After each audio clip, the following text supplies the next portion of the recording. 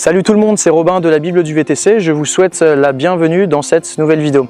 Alors aujourd'hui je voulais tout simplement prendre le temps de vous expliquer un petit peu notre analyse, ce qu'on pense de l'évolution du secteur d'activité VTC à partir du 1er janvier 2018. Ça avait déjà été en effet l'objet d'une première vidéo que j'avais faite, quel avenir pour les VTC en 2018, mais maintenant vu que les choses ont un petit peu évolué, je voulais vraiment prendre le temps de vous expliquer en fait précisément à quoi s'attendre.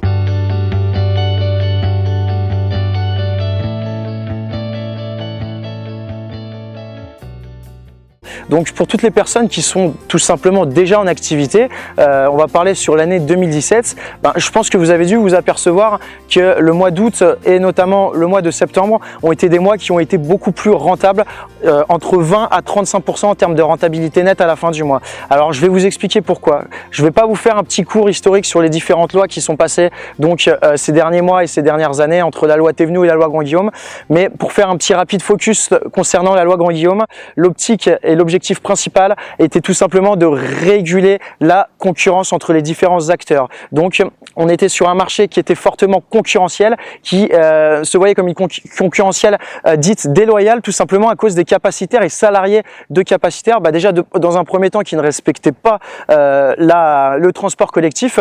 La plupart des salariés de capacitaires conduisant pour des capacitaires, travaillant pour les applications, à 80% du temps ne prenaient qu'une personne à leur charge. Donc à partir de là déjà il y avait un problème. Et il y avait un deuxième problème en termes de qualification, c'est-à-dire que c'était des personnes qui conduisaient ces véhicules et qui n'étaient absolument pas formées, qui n'étaient absolument pas qualifiées pour faire tout simplement du VTC. Ils n'ont pas passé au même titre que les VTC un examen, ils n'ont pas eu de formation.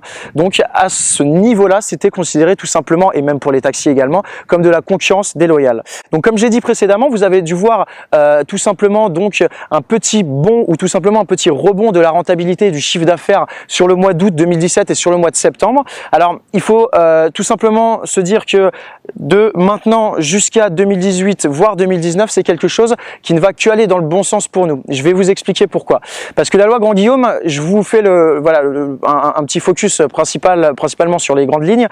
Ça vise à épurer tous les salariés de capacitaires et tous les capacitaires à partir du 1er janvier 2018. C'est-à-dire qu'ils n'auront plus le droit de travailler dans les agglomérations de plus de 100 000 habitants, sauf s'ils ont un véhicule de 10 places. Après, il ne sera plus possible de travailler dans des véhicules type berline comme ils le faisaient traditionnellement. Donc déjà à ce niveau-là, forcément, il y a beaucoup de capacitaires qui ont anticipé cette loi Grand-Guillaume et qui ont décidé tout simplement d'arrêter leur société, d'arrêter de travailler avec leurs salariés.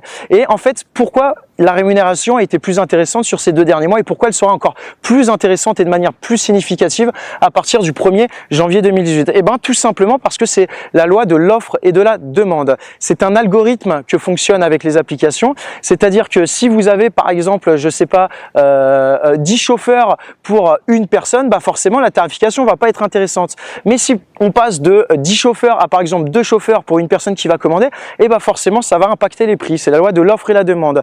Nous aurons effectivement toujours la même demande parce qu'il y aura, à preuve du contraire, il y aura toujours autant de consommateurs, autant de clients qui vont utiliser les applications pour se transporter avec ce type de véhicule-là. Par contre, au niveau de l'offre, donc c'est-à-dire des VTC ou tout simplement des chauffeurs, là, messieurs, il y a près de 22 000 personnes, parce que c'est les chiffres actuels, 22 000 salariés de capacitaires à partir du 1er janvier 2018 qui ne pourront plus exercer dans les agglomérations de plus de 100 000 habitants. Donc ça, en fait, c'est mathématique. Ça va naturellement pousser la tarification et tendre vers une tarification qui sera plus élevée et qui va s'impacter directement sur votre chiffre d'affaires. Donc, vous avez dû vous en apercevoir ces 2 derniers mois, ça va être encore plus significatif jusqu'à la fin de l'année et à partir du 1er janvier 2018, donc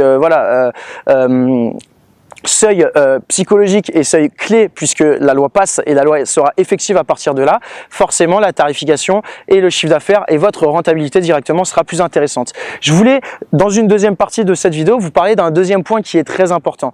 Donc aujourd'hui on connaît toutes les plateformes de mise en relation entre les chauffeurs et les clients, il y en a énormément, on en a vu apparaître énormément, mais ces dernières semaines vous avez dû en entendre parler, il y en a un notamment qui fait son arrivée, c'est la société Taxify qui a été est capitalisée par le géant Didi. Donc alors déjà, pour savoir pour comprendre bien qui est ce Didi, aujourd'hui dans le monde, la société la mieux valorisée au monde, c'est Uber, qui est capitalisée, qui est valorisée à 60 milliards de dollars. Et savez-vous qui est la deuxième société la mieux valorisée au monde? Ça peut être Google, ça peut être Apple, etc.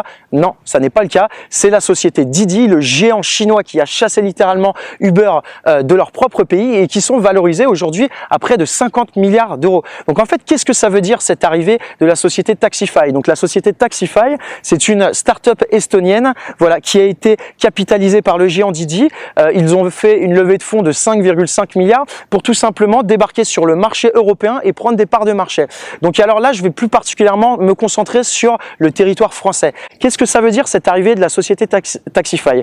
Comme on a pu le voir durant ces dernières années, je ne vais pas citer le nom, mais vous savez très bien qui c'est. Bon, voilà, je peux quand même le dire, c'est la société Uber qui était tout simplement un mastodonte. Les seuls concurrents étaient des concurrents qui étaient locaux, donc des sociétés qui étaient françaises. Les plus gros concurrents étaient, étaient chauffeurs privés, étaient Le Cab, Allocab, Hitch, etc. Que des sociétés qui sont françaises. Donc forcément, n'avaient pas les mêmes fonds, ils n'avaient pas la même puissance économique que ce mastodonte qui était Uber. Donc en fait, Uber faisait tout simplement la pluie et le beau temps. Donc l'arrivée de Taxify, en plus de la mauvaise réputation ces derniers mois de la société Uber, va tout simplement changer la donne littéralement parlant. Parce que eux, qu'est-ce qu'ils vont faire? Quelle va être la stratégie d'une nouvelle société qui veut s'implanter sur le territoire français? C'est tout simplement une stratégie d'acquisition de clients. C'est-à-dire qu'ils ne vont pas chercher à rentabiliser, ils ne vont pas chercher à faire de la marge les premiers mois et les premières années, ils vont tout simplement chercher à prendre des parts de marché pour avoir une rentabilité sur investissement